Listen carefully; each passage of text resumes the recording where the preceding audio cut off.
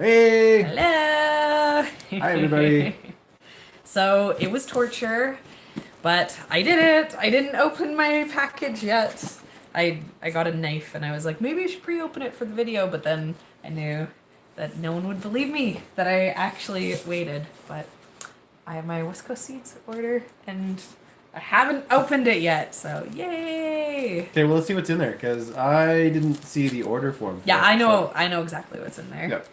So this is more of a surprise for Ian. Normally, we get almost all of our seeds from West Coast Seeds. But this year, because we're doing farm stuff, it's a lot different, right? And West Yeah, Coast chat's Seeds on this time. is just... West Coast Seeds probably only about, 5 or 10% of all the seeds that we're buying. Right? Yeah, if that.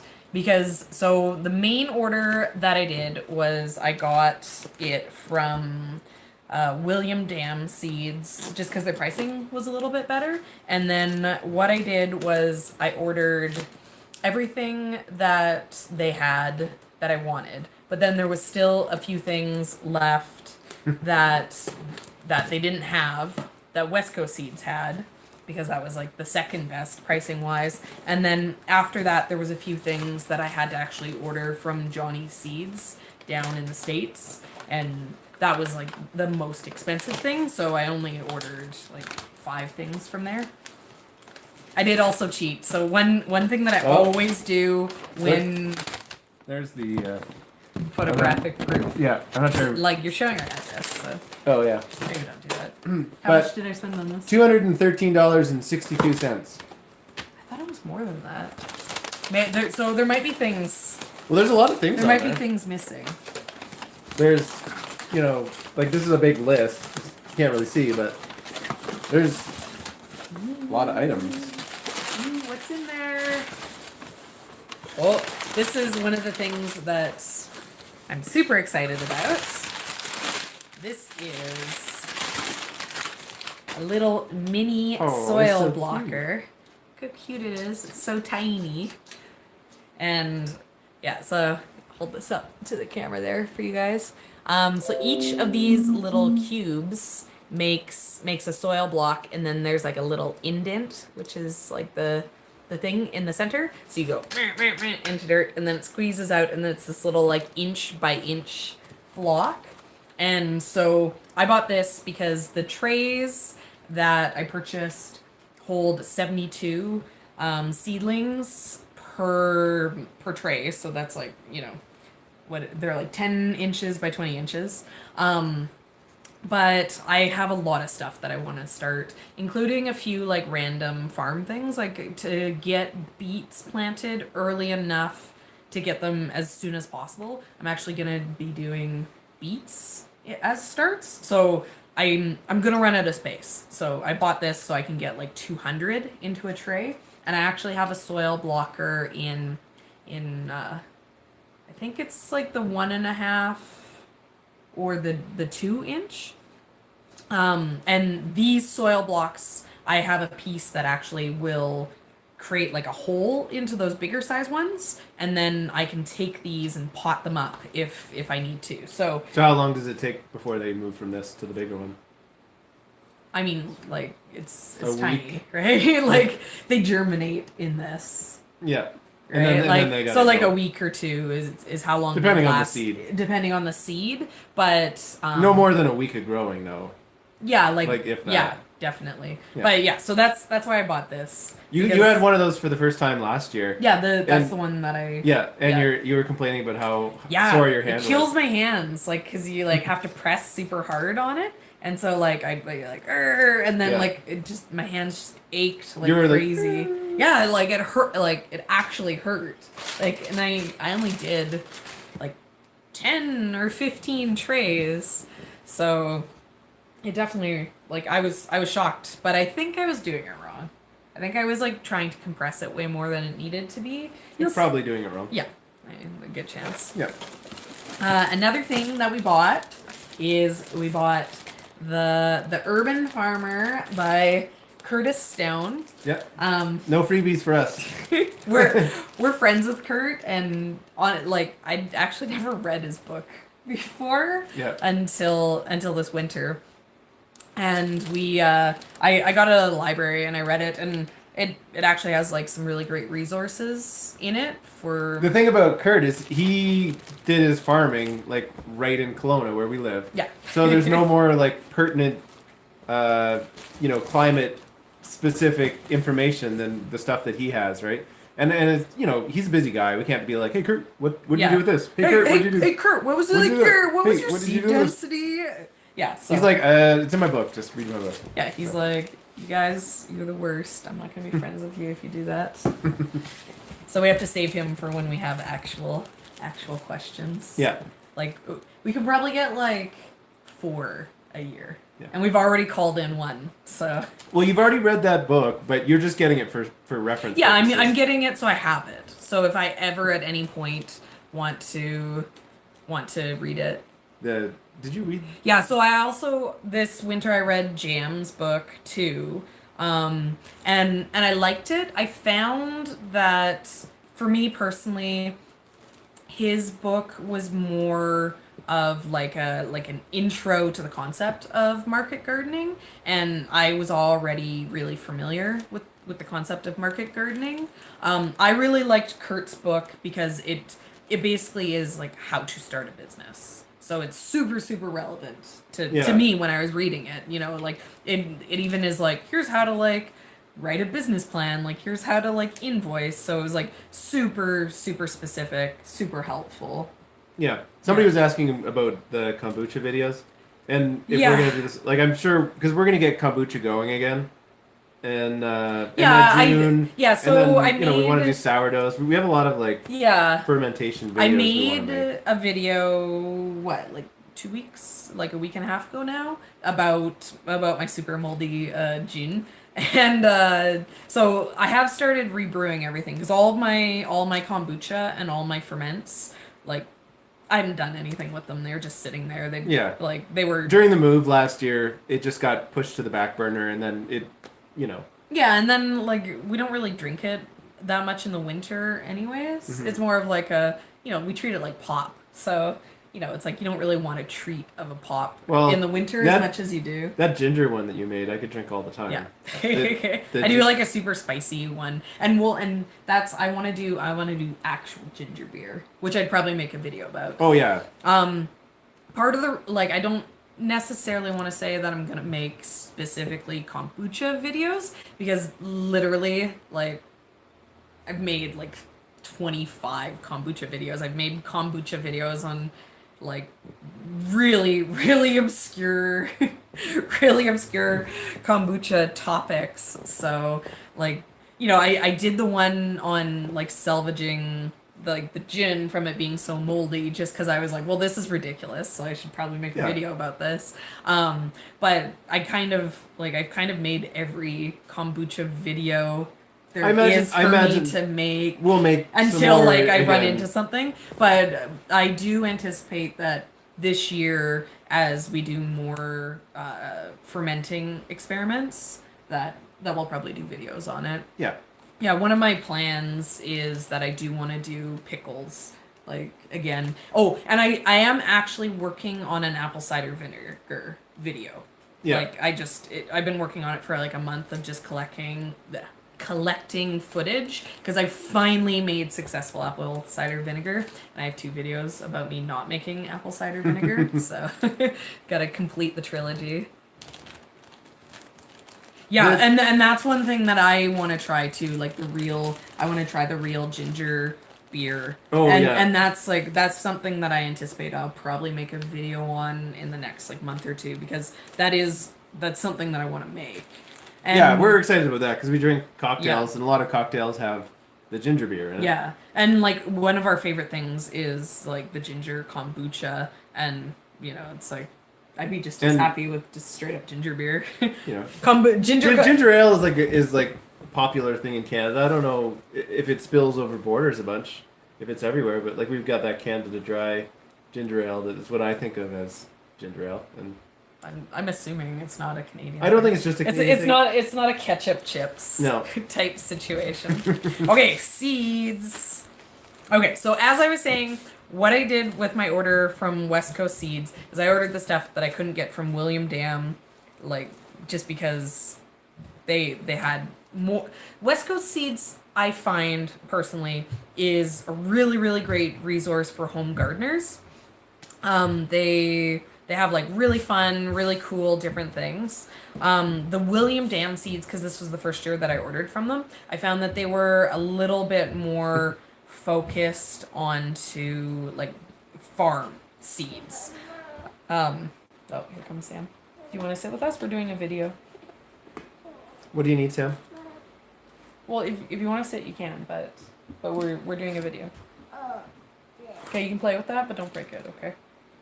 Sam's gonna steal my soil blocker. So West Coast William Dams had more of like the farm type stuff. So that means that they didn't have like they were a little bit limited on the Asian greens. They didn't have like some of the more funky stuff. Yeah, so there was and some of the tomatoes that like, you know, a commercial grower would never grow, or peppers that a commercial grower would never grow, they didn't have, but I could get them from West Coast Seeds. Yeah. Does that make sense? Yeah. Also, West Coast Seeds is only it's what 4 hours from where we live, but it's in a different climate. So when we order stuff from there, we do have to be careful that you know, like you have to read. Yeah, they're marketing to the West Coast people, so they're like, you know, temperate winters and not as hot summers. Not dry. Sam, don't play with that. Sam's decided to destroy everything. Yeah. Hey. Yeah. Okay, let's get to it. Okay, so as I was saying, I ordered a bunch of tomatoes. Like, I'm gonna have a ridiculous amount of tomatoes. I think I have like 50 tomatoes, all told, because I have like 30 coming from William Dam. I have the 11 from Wild Boar Farms. But then I also had to get some other ones. So the most important one that I had to get was Sun Gold. Let's see, hold that up. So Sun Gold is a cherry tomato, and it's like a yellow. It's like an orangey yellow one. Personally, like this isn't something that's like makes my must grow list. But what happened last year is when we went to sell the seedlings, and I like made a post online, oh, I got tomatoes, and I listed off every single thing that I had. Almost everyone that contacted me was like, do you have Sun Golds? Like, do you still have Sun Golds? Can you put like 12 of them aside for me? And like people like were like fighting each other over the Sun Gold tomatoes. Yeah, that time we had to call the cops. Ian's joking. Yeah, so I was like, there's another variety that's almost identical to Sun Gold. Sam, hey, stop. That William Dam carried. And so I got that from William Dam, but I was like, I need to get the Sun Gold because people are gonna want it again. And so I bought like 100 pack of it, and I'm gonna do an entire 72 tray. Yeah, and it's like none of those are for us; those are just to sell. Well, I mean, whatever's left over. Yeah, like I imagine they'll all be gone though. Yeah, like this, like because we're only gonna sell like what a couple thousand tomato plants. We'll see. Yeah. I started to do the math of how big our greenhouse is, and I was like, I don't think I'm going to be able to fit all the seedling trays in. And then I realized, I was like, no, that's like 72 trays. When I like pot them up into the paper pots that I use, it's going to be like, you know, there only 16 fit in a tray. So I'm going to need like 3 times as much space. So I'm going to have to get a little bit more focused when I do my seedlings. I'm going to have to like do some math on just how much space I have. Yeah. Or else I'm going to do all this work and it's going to be for nothing. But yeah, so Sun Gold, that's our money maker right there. You know, I'd like to have some like small little row cover things like set up for you, some like low tunnels. Yeah, like if I have to. Yeah. Another one like this, I didn't go specifically to buy this, but you know how it works with buying seeds. So it's a pink bumblebee tomato, and it's like a cute stripy cherry tomato, and it's like, you know, it has like that classic heirloom type look where it's just like the little. You never told me you bought that. Ian doesn't care. Ian doesn't actually even care what I bought at all. Well, I care that you get the good stuff. Okay, let's see what else I got. Oh, I bought this for Ian. Red ox heart, because he's obsessed with this ox heart tomato. Yeah, we didn't really have good luck with it. And I grew it before for him, and it wasn't that great. We'll try it again. But I saw it, so I was like, Ian likes this. We'll do it again. Mm-hmm. And then okay, so I'm having a brain fart right here, but I was talking to someone who was offering me a patio tomato seeds, but I have so many tomatoes that I have a hard time keeping track of them all. But I got thinking about it, and I was like, oh, that's a really great point, that a bunch of these people that are going to be coming and buying are going to be in apartments or have small gardens, so yeah. Getting a tomato that grows really well in a pot is actually a really good idea of something to grow. And so I looked for the specific variety, but they didn't have it. But so I bought this tiny Tim tomato that is like I've grown this before, and people like in the area have talked about this one before too. And so it's like a fun one that you can do in a pot, whereas most of the tomatoes that we're going to be selling you can't. Yeah. So I thought that was I think that's a good idea. Yeah, to add in. Is that all the tomatoes? I don't know. Obviously, I can't actually keep track of everything. No. Hey, no, you put down. It's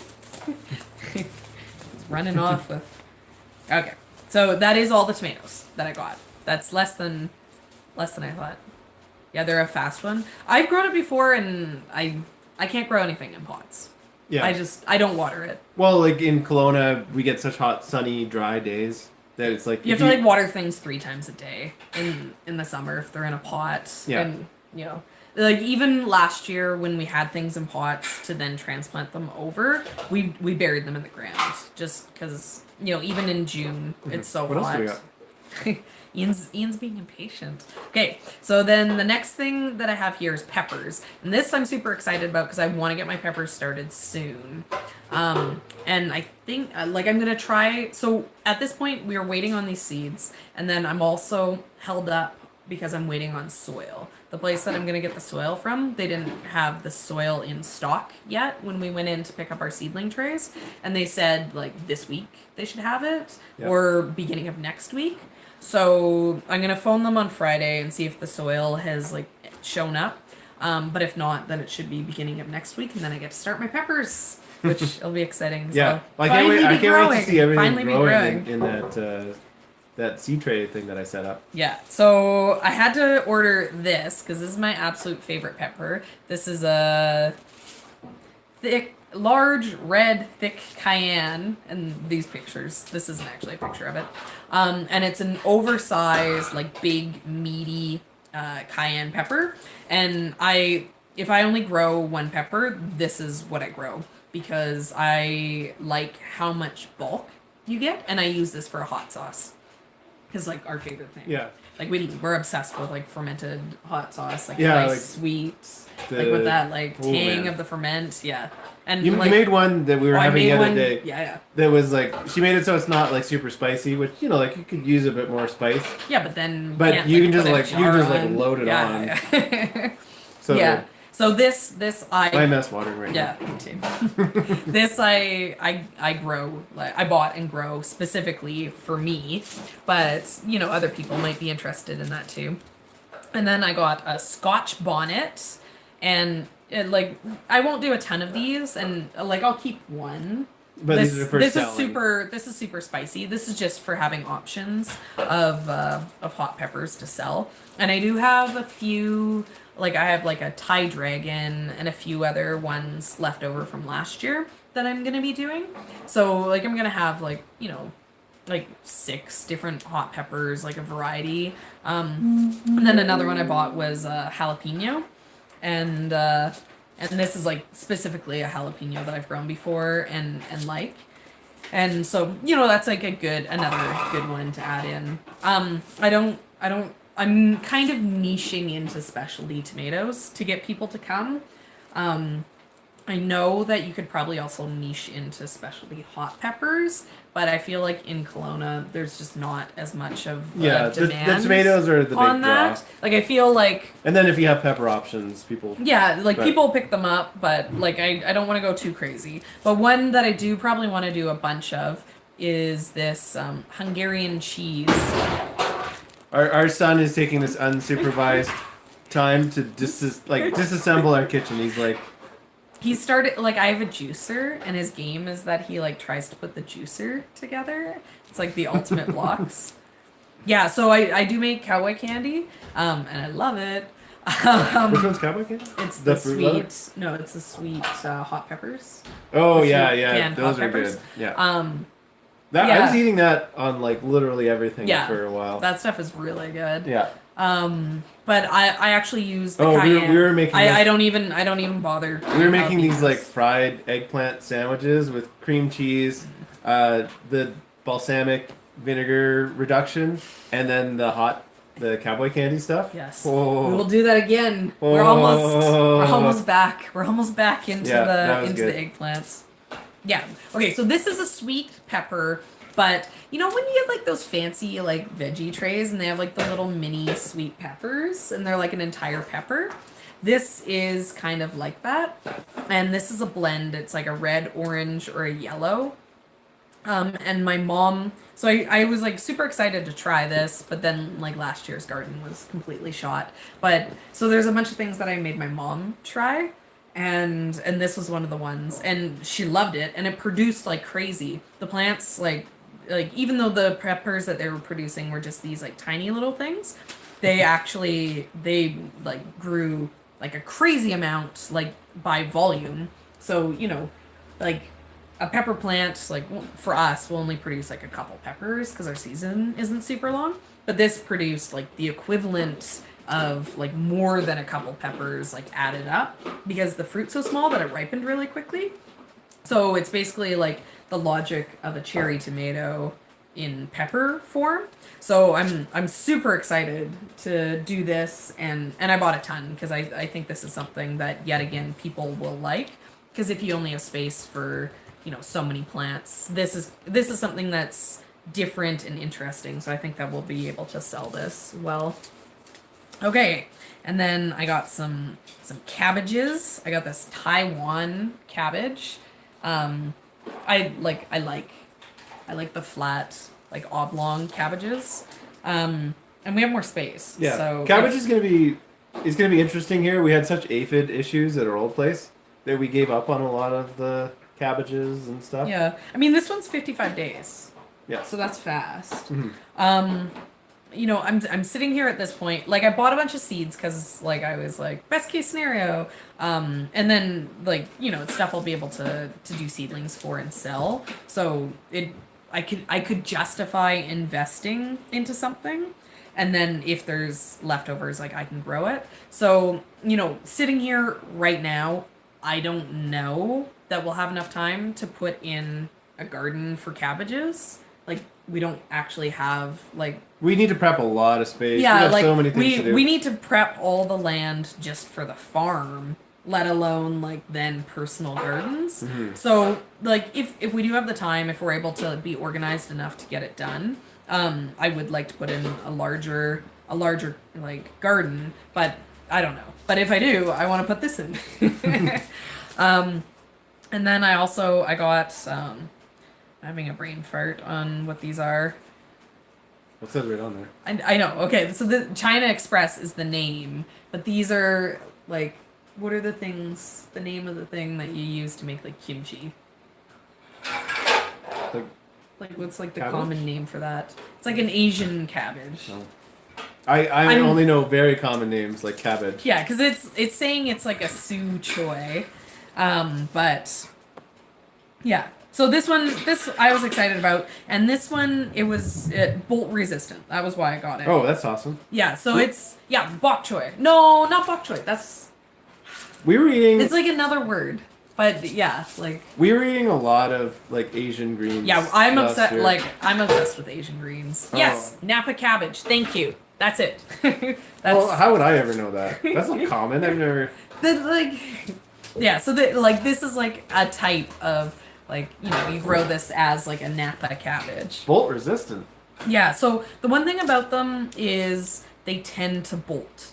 Like they want to grow in the spring or the fall, and we get hot weather here, so we need stuff that's bolt resistant. And they were also saying that this would hold in the field, which basically means it gets to size and then it doesn't instantly bolt and crack open and go to seed. You can you don't have to pick it right away. So this was something I bought for me to try out. Okay. Raw flour? Yeah. Is that just a freebie? No, I bought this. What is it? I bought straw flowers. Ian has no idea what this is, but if you know anything about flowers, you'll know what it is. I know nothing about flowers. Yeah, straw flowers are like those flowers, like fake. They look like fake flowers. You know, like when you buy a cactus and they hot glue gun to a flower onto it. Mm-hmm. That's like a straw flower. Okay. And so. So this is for your arrangements. Yeah, William Dam didn't have any straw flowers unless I was looking up under the wrong Latin name for it. But West Coast Seeds had it, and I don't yet know exactly what I'm gonna do for my flower garden. I bought a bunch of seeds so then it can organize and make a farm plan for a flower garden, but I'm gonna wait until my seeds come in before I make a plan for it. But yeah, apparently I started going crazy because I bought 30,000 straw flowers. I think I was probably having delusions. I think I ordered this late at night. Yeah. And I think I was having delusions of maybe I'd throw these around the underside of our fruit trees because 30,000 is a lot of seeds. That's a lot. Well, that's approximate. It's got an 80% germination rate, so that brings it down to only 24,000. Yeah. They apparently grow easily though, so I have 30,000. I can play with them. I can try just throwing them everywhere and see if anything comes up. Okay, so this is. So I bought 1 million of this because I love this. This is what we grew last year, right? This is the greenhouse? the Guyland. Oh, okay. Yeah, so this is Jade Spring. It's like a Guyland. But it's a little bit small. It's a choisum, but it grows like a Guyland, but it grows super fast. It's 35 days, and for this, what you do is you pick it and you eat the stem and a little bit of a flowering shoot on it. I love this. Oh, it's so good. It's so good. I love this. It grows really well here in the spring and the fall. I think that there's a really, I hear that Asian greens don't do well in farmers markets. Yeah, because people keep talking about how they don't do well, but I feel like I want to experiment with Asian greens at the farmers market if I have space for it, because Ian and I love Asian greens so much that I feel like how excited we are about Asian greens will sell the Asian greens. Yeah, and they look good. These kind of look they're glossy. Yeah, they look like beautiful. A spinach leaf yeah. almost, and spinach is so popular. So yeah, well, no, it doesn't look like a spinach leaf. Doesn't it? No, this isn't what it is. I thought it had a big green leafy. It's like the stick one. Yeah. Anyway, we grow a lot of Asian greens, Yeah. so I'm the one who always picks things. But so. the stem isn't stringy when you No, it's you're supposed to eat it. Yes. Yeah, Japanese the red giant mustard is one of our favorites. We don't like lettuce. This year is going to be interesting because we usually don't grow lettuce because we don't like it, but we grow the giant red mustard because we love that. It's if we're gonna eat greens, we wanna eat something that actually has I like flavor. kales more than I like lettuces. I don't like kale either. Yeah. I like all greens. I'm meh, they're weeds. Hey, I'm like people pull dandelions out of their lawn. I don't know why people are spending all their money on salad. No? But, Do you want to come? I'm spoiled. I have all these amazing other things to eat. And speaking of that, now we're into all the greens that I bought. So I have a bunch of kales. and I want to have some kales to grow for the market as well as for starts. And I was trying to be really strict with myself when I did my William Dam order, and then I kind of regretted it. So there's a few things in this order that were stuff I wish I would have like bought when I had the chance. So I Sam crazy. So I bought red boar kale and scarlet. No, Sam, stop, please. I bought red boar kale and scarlet kale, and these are two like dark colored. Like this picture isn't what it is, but this is actually like a picture that is pretty accurate. These are like super dark colored, and so they'll be fun. Like I just got a small pack like of each of these. Like this has 100 seeds and this one has like 48 seeds. So I can have a few of these to sell as seedlings. And because people want.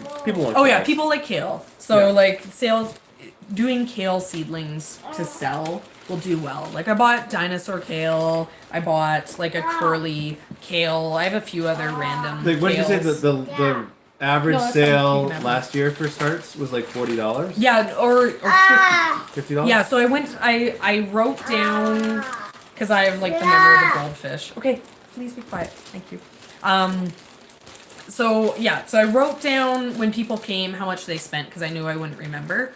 And then I actually found the spot that I'd saved all the numbers the other day, and everyone was spending either $40 or $60 with a couple people who bought like 20 because I had and like half of the people who came were like multiple people coming together. It was like a mom and her daughter showed up, and like the mom was the one with the big garden and the daughter had the small garden, so she spent $20 but mom spent 60. But yeah, and all of those people, well, not all of them, but lots of those people were like, "Do you have this? Do you have that?" Yeah, totally. And they wanted way more than what I had. Yeah, they wanted to like come and buy everything for their garden, and we I don't really like doing seedlings because it's a lot of work, and for our home garden, I found that just planting stuff by seed is so simple. What? Okay, no, I'm sorry. I'm just gonna and maybe stir the. I stirred it one second. Sorry.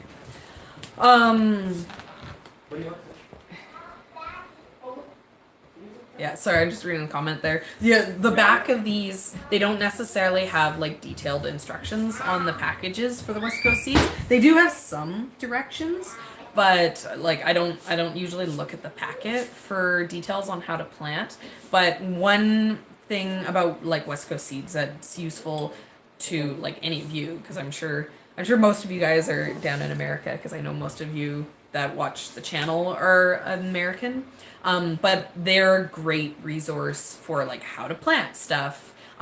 Johnny Seeds too. Like I know like on the website the amount of details that they have.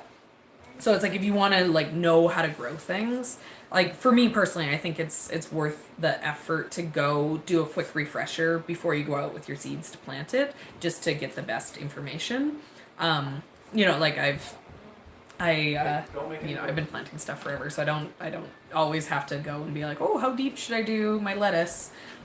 This order that I'm opening up is West Coast Seeds, is specifically that I got these from. What was I saying? Oh yeah, people. So people wanted more greens. People wanted stuff like kale. That was basically and the they point wanted, that we're getting to. Yeah. Yeah, and they spent $50 just on like tomatoes and like bits and pieces. So there's a good chance like we could up that into like $60, $70. Which is that's like a lot of money for somebody to spend in, like compared to what we're expecting for farmers market sales. Yeah. Like that's a pretty big per customer. Yeah. number. I mean, like I do think there is a good chance that I can sell $5,000 worth of starts. Yeah. Which would be a great way to start the season. Yeah. I feel like that's best case scenario, but that's not me just throwing out a crazy number, because if the tomatoes are $250, Yeah, 10K. Well, 10K is our goal. We want receipts worth 10K. Yeah. Because then we can qualify for farm status. And regardless of like we can submit and be like we sold 10K last year, 100% get farm status. what do you sell your starts at? Well, you want to do a bunch of you did paper pots. Yeah, so one of the things for the seedlings that I'm doing is they're either going to be soil blocks or I make paper pots out of newspaper. Yeah. And part of that it's like a two thing. One of them is like we're doing our best to try to limit plastic waste. Okay, yes, that's nice. Sorry. Yeah, so like we want to personally limit our plastic waste. Yeah. And so because of that, we don't want to be sending stuff out in plastic waste because like if they're in like the cheap little plastic plant like holders, they'll just get thrown in the garbage. And so that's even though it's not going to be in our garbage, it's going to be okay. Come on, Leah. That's Don't Sam. do that. They found a recorder, like the only annoying thing. Yeah, so because of that, we don't want to be sending plastic garbage out because technically it is us who's producing that, even though it's going into someone else's garbage. And then the other part to that is there's other people who also don't want plastic waste themselves, so it does become a benefit. About like buying back the plastic containers, the reality of the situation is it's gonna cost us way more money to not do plastic. Making the newspaper pots, like they're free, but they're a huge pain in the butt. Same with the soil blocks, they're a pain in the butt. Honestly, because we were just pricing out like plastic seedling trays to buy our stuff. The cost of it was 47 cents for a 72 tray of those like rip apart 6-packs, and so that's like 47 cents Go put it in divided by 12. So those things cost 4 cents in packaging, but like obviously like making all the paper pots is gonna be way more than 4 cents worth of like hassle and time. It's gonna take me like 100 hours to do it. But like we have the time to do it this year. It's something that we care about, and we also think that it's a selling point for people. Yeah, some people want to know how we send it off to the customers. The soil blocks hold together fairly well. Yeah, so the soil blocks, like because they've created like a root system into the block. So I just had a tray and I ripped them apart and I gave them to people. And what I did was I had cardboard boxes, like just like our recycling, that I sent people home. So even just a piece of cardboard, like a side of a cardboard box, as long as it's got something to sit on. Like what I plan on doing is I'm gonna go and I'm gonna pick up some, like go hit like a recycling bin around, and I'm gonna pick up like the pop flats. I'm gonna see if I can get my hands on like a ton of those, and then I can send people home with them on the pop flats. Last year when people knew that was what they were going to be getting, like that was like part of the ad, the fact that it was going to be like plastic free. Like I'm also spending, I'm going to spend the money to buy organic soil so I can tell people like they're organically grown as well as like plastic free. It's all stuff that's like in our area, at least people do care about those type of things. Oh, okay, here you go, Sam. So it is a marketing thing. The plastic thing is a personal but it's also mission. it's a personal thing. But we feel like we can cultivate a customer base. Yeah, I mean, it's an experiment. I'm gonna make 2,000. Serena's not committing. I'm committing this year to start. making 2,000 paper pots and like dealing with them. I know it's gonna be a pain in the butt. But it's worth it for me because I know it's going to get me the ability to do seedlings for the farm in the future. I'm not necessarily committing to doing seedlings every year, but yeah. Paper cups. One thing about most paper products is they're actually plastic lined. It's like milk cartons, like they're plastic lined. So, you know, yet again, like it's still plastic. So. Yeah, it's so hard to escape it. Yeah, it's like as we're like sitting here trying to set up farm stuff, like one thing that's like over and over again keep coming up is just like there are no options, right? Like it's the convenience and everything that you get from it. You know, it's no surprise that everyone's doing it.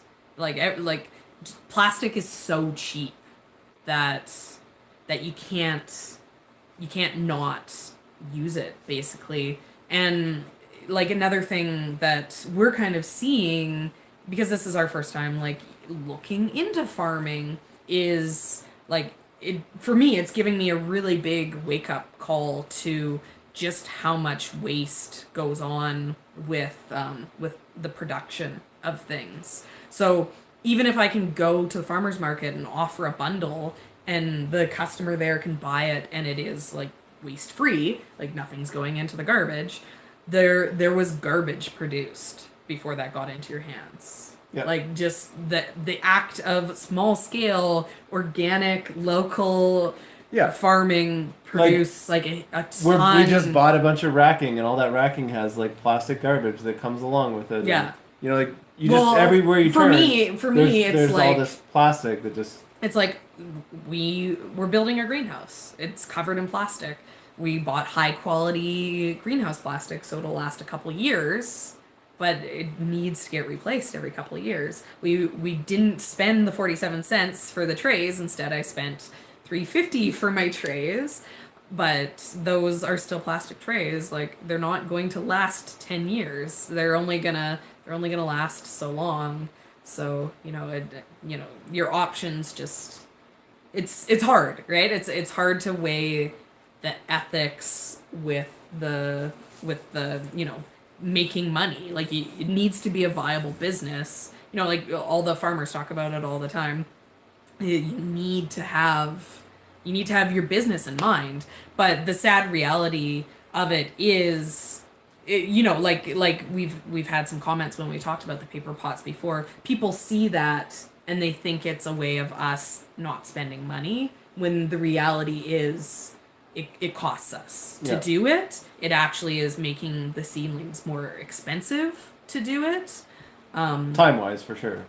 Yeah, but the time, if you're a business. Yeah. Right? Time is money. Yeah, so some people are asking about where we source the prices from for stuff.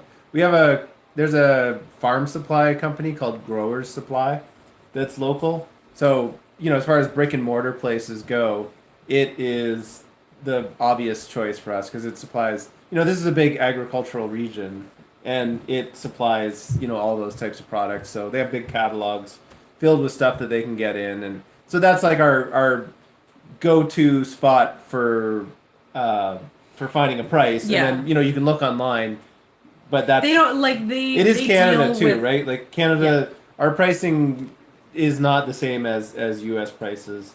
You know, like... Everything is all like out of whack with costs between Canada and America. You know, like things in Canada are way more expensive. Yeah. But I mean, the other side too is like food's more expensive here too, so we can charge a little bit more for things. But it's, you know, it's hard to talk about prices for both farmers market and for buying stuff because a lot of stuff is regional too. You know, it's going to depend on are you in a major city, like, you know. And we do have a lot of competition here. We're definitely at the peak of, you know, the number of people trying to do these small scale farms. There's no shortage of people doing that in the area because you know, agriculture is just we're in an agricultural area. People grew up with it, right? And there's lots of like, you know, like it's trendy too. Is like the reality of it. You know, like I laugh because like you know, having just read Kurt's Eat it in the kitchen, please. Kurt's book, he's like, Sam, eat in the kitchen. He's like, go to a place where no one's already doing this because that'll make it a lot easier for you. Like, don't do this in Kelowna. I'm already doing it here. And it's exactly that. We are running up against the fact that, like there's everyone, like, there's a ton of people who are doing like small scale farming. Like but it's food, right? Yeah. Everybody needs food.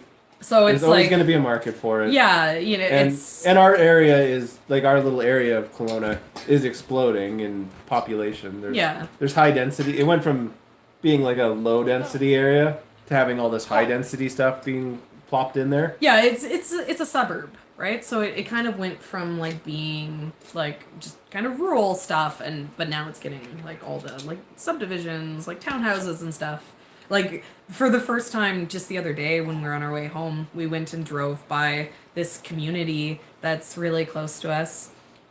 And like I'd never driven up there, and I was like, "Oh, let's just go drive by and see what it's like." It's like how far? Like a kilometer down the road, like half a mile. And we drove up, and it was like I was like, "Oh my god, there's like thousands of people who live up here." Like, I thought it was going to be like an apartment building and then like a couple blocks of like townhouses, but it was like it just went on and on and on and on, and there was like still building going on. I was like, "Wow." Like we have like if we can tap into that market, like that's like an awesome resource right there. Like if we could supply a CSA specifically for that community, right? Like it'd probably be easy to find. Yeah, I think we're definitely gonna try to like search within like our area. Yeah, like we ideally would like to supply to our suburb, not even into Kelowna itself. Yeah.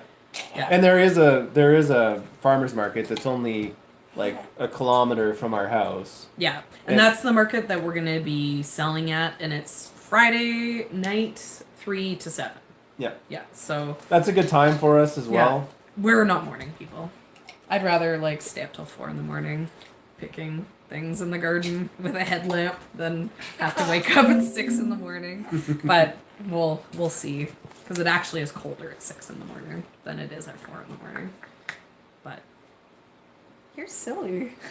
Sam's found himself. Okay, we get to the point, Serena. 45 minutes and we still haven't finished the seeds. I thought you did. No, I haven't even talked about these yet. I've been talking about. I was like, what did you do when I was gone? Okay, so the other thing that I have here is lettuce. So what? And I think this was like I don't even know if I bought these at William Dam. Like I said, I was feeling like I should spend lots of money when I bought these. So I was like, sure, add more. So I bought a red salad bowl and a green salad bowl and a butter crunch. And basically the reason why I bought these is these are like nice heirloom, have been grown forever, super popular lettuces. And so I was like, they're super cheap too. They're obviously like a really easy seed to get. So I was like, you know what, like I'm just gonna order this. I can do some seedling starts on this and probably get my money back on ordering it. Yeah. And then I'll have some more stuff to play with. Once a week, yeah. Oh, yeah. Yeah, exactly. Like I've heard people liking the butter crunch and same with the salad bowl. The main salad we're gonna grow for the farm is the Salanova lettuce that we're getting from Johnny's, and it seems like the appeal of the Salanova is that it produces a ton of like density in a short amount of time. So you get like a good weight, like when you're selling it by weight, which farmers do. Yeah. You get like a really good like heavy cut off of it in a short amount of time. Where some of these older things, like they'll still produce like a nice head of lettuce. But it doesn't weigh anything. Yeah, but it's not going to be the same density of the leaves. But the Salanova stuff's super expensive, and it has to come from America. Yeah. So it's like, like maybe I will experiment with this. Maybe I will like it. Like, also every single person in like all of North America grows Salanova now, because all the like farm educators are all so obsessed with it. Like, and obviously for good reason, but you know, I might be able to differentiate myself by having some heirloom salad, like, you know. Like we're planning on doing this for the rest of our lives. So this is our first year of trying it out, and it's like we might as well, you know, experiment a little bit. It's not like this is the year that it has to like. Yeah, our plan is to make $0 this year. Yeah. Our plan is that, like, you know, like the least amount of money we're going to invest into the farm this year is $10,000. And honestly, I don't even know. I don't even know how we're going to be able to keep it to $10,000. Yeah. Which is part of the reason why we made the video about, like, oh God, hopefully Ian goes to work. Because we would really like Ian to, like, get a little bit of money beyond what we need to cover the bills for the year, so we can take that money and invest it into the farm. Yeah, lots of greenhouses. Well, I mean, there's so many things that we need to do before we do greenhouses.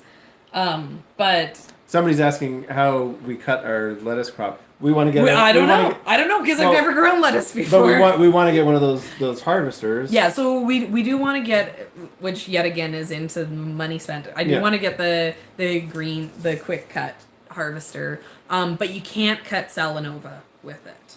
You have to cut Salanova by hand with it. But we are hoping to do a couple different greens. Like I want to do arugula, spinach. If I have space, I want to do some like baby kales. So like, and then maybe some of these Asian greens, some mustards, mizuna, like that kind of thing. So that would be something that the quick cut harvester is going to be good for cutting. So we would get value out of it. It's not on my must-have list this year because the main thing I'm going to be focusing on is the Salanova, and you don't need it for that anyways. But everything's going to be a learning curve. Yeah. Like, so, you know, the more tools that we've never used before that get added this year, it's not necessarily going to be something like those tools are all there to save time. No matter what, we're going to be investing a stupid amount of time because we're either investing a stupid amount of time into cutting it by hand and like, well, we're basically, you know, needing to do that, or we're going to be investing all the time into learning how to use this tool, which will save us time. You know, if we can buy the tools, it means we, you know, 2 years, 3 years from now, we'll be pro at it. We're basically investing the rest of our lives in time in it because even if we have some sort of tool that makes it faster, that just means we have more time to do something else. Yeah. On the farm, you know, there's just so much stuff to do. There's already like a couple years worth of work just getting things set up that, you know, projects are just like this, and it's like, well, there's a couple years right there. Yeah. And then, I mean, even so for the farm plan that I have, which I've been trying to work on the video of like what our like plan is, but for the farm plan that we have and the farm beds that we're building and what we're going to be doing, that's not even where I want our farm to be in location. Like, we're going to be prepping farm beds this year in a spot that I hope we won't be growing like our main farm crops in like, you know, 3 years from now. We have an area that we're going to we're basically using it as our chicken run this year. And it's probably about an acre, 3/4 of an acre. Probably it's about acre. To my eye, I think it's a third of our property. Yeah, and it's down at the very bottom, and eventually, like, it's the biggest, openest spot, and eventually that's going to be what we're gonna, you know, turn into the farm beds. But right now, we're like, we need to put some chickens down there, like. There's a lot of problems down there. Like, we need to dig it up. Yeah. It used to be orchard, so there's just like there's all these cherry trees growing back from stumps. Yeah. It was like the most recently used land because about, I don't know, like what, 5-6 years ago, it was used to grow cherry seedlings to then sell to surrounding cherry orchards. Yeah. They basically had like a cherry nursery operation going on down there. But they, like, something happened and they didn't they didn't pull them out and sell them. They just chopped them off. They just like basically mowed them down. Yeah. Which, you know, they're trees. Like if you like, you know, Yeah. there's a reason why you pull weeds, not just like mow them. Like they just keep coming back. So There's also other than just the cherry trees, there's also another tree that's like set in there pretty good, yeah, which is there's like this weed tree. That you guys like if you've been here for any amount of time, you've heard us complain about it. Yeah, I'm sure I think it's like all across North America, but it's like Chinese elm. It has like a million different names Yeah. that it goes by. And it has these like little seed things that blow in, Ugh, and they're then the worst.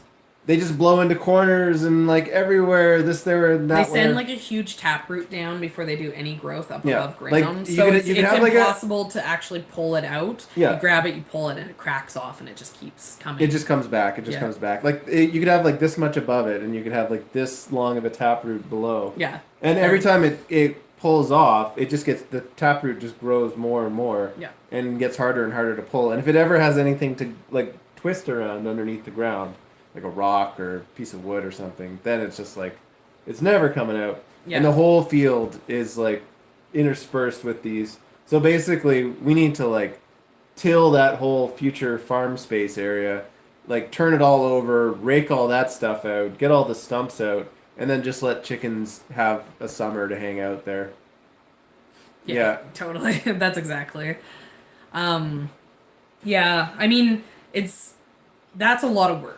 That's why it's not going to get dealt with anytime soon. The plan is to send the chickens in, which will kickstart the soil, because the soil, everything's like all dead down there. We want to do chickens just because the fencing requirements for chickens are a lot more reasonable. We'll probably just set up some sort of temporary fence. Yeah. Yeah, so like, you know, doing anything bigger than that starts to get to be a bigger commitment. Like, you know, the main thing we want to do here is to have the market garden to sell the vegetables. So we don't want to get too caught up. You know, chickens are fairly low, simple. Low maintenance. Yeah.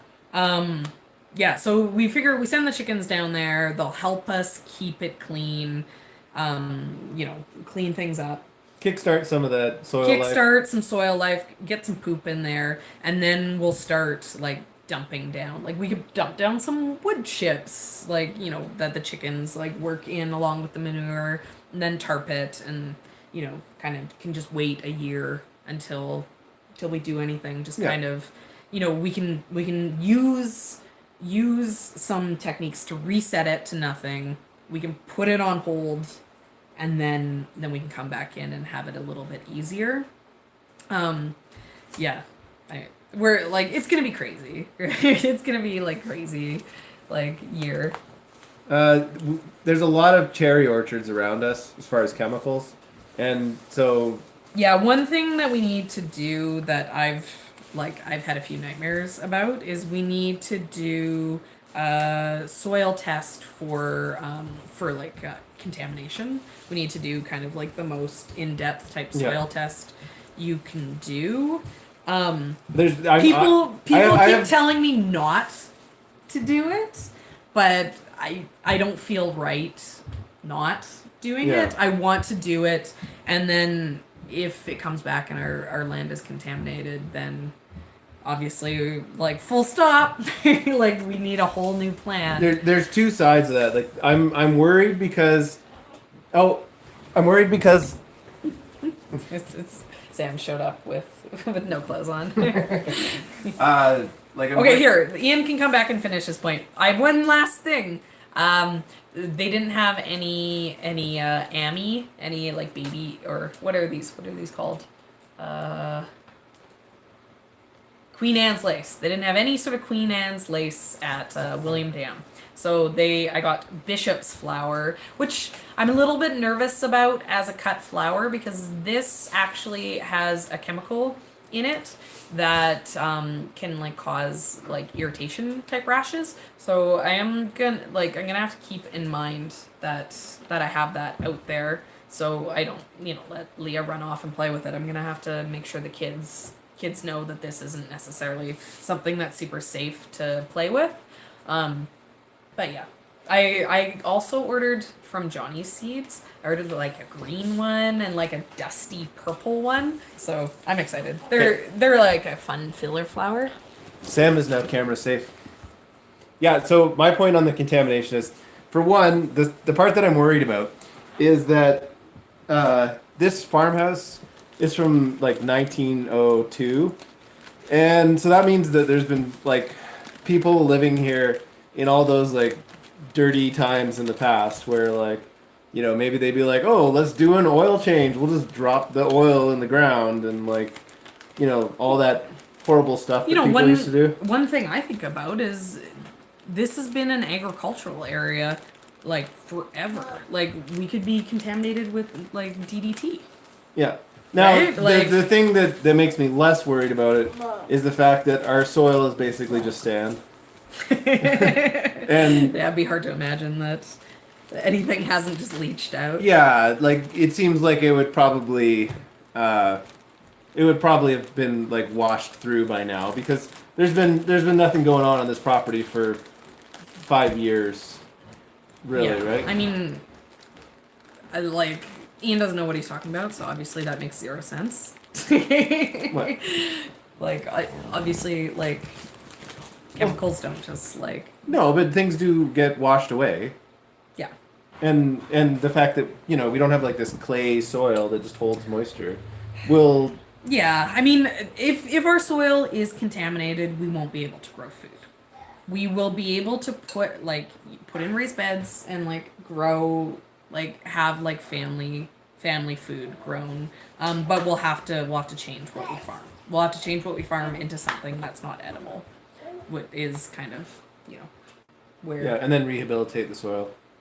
Well, like I don't necessarily know. It might be like if it's contaminated, it could be contaminated with stuff. Like it would mean like taking the soil out, yeah, we'll take all the soil out. Yeah, like literally that's. We'll what make a mountain at the bottom. You have to like dump, like you have to like pay someone to take your contaminated soil, and then you're like please come dump your topsoil here, and like you literally replace it. Yeah. Basically, it would be a really good moral of the story, not if you plan on farming on a space to make sure you do those tests prior to buying your farmland. But. Well, I think that your curry that you're cooking is smelling pretty done. It's been an hour. It took me an hour to get through this tiny little pack. I keep joking that because I have over 100 things coming. Like I think I have like 160 things coming, for my William Dam order. So I've been joking that it's gonna take me 4 hours to make the video. But it might actually be like a 4-hour unboxing. Yeah, and you just got word that shipped. Oh yeah. Oh, I got like an email today that it shipped. I was like, oh, so it's supposed to show up next week, end of next week, which, you know, I don't know. We might not wait 2 weeks before we do our next live video. Yeah. It might be less than that. Okay. Okay, thanks. We're gonna run. Watching. We gotta eat dinner. Thank you so much for joining us. We have. I know we didn't get to some of the questions at the end there, but we will be talking about all this again. And yes, we will be growing herbs. Yeah, we do have a video coming up about greenhouse that I'm building, and we have. You want to say goodbye? We have a video about the farm plan. Yes, I'm working on making my farm plan video, which will be a boring video of me standing in front of a chart explaining what my plan is, but I'm going to try to make it as concise and interesting as possible. So if anyone cares, then they can watch, and if not, then at least I can have a quick way of telling Ian what we're doing, because he keeps falling asleep when I try to tell him. So if he falls asleep, then I don't have to repeat myself. You can just restart the video. Okay, thanks so much for joining.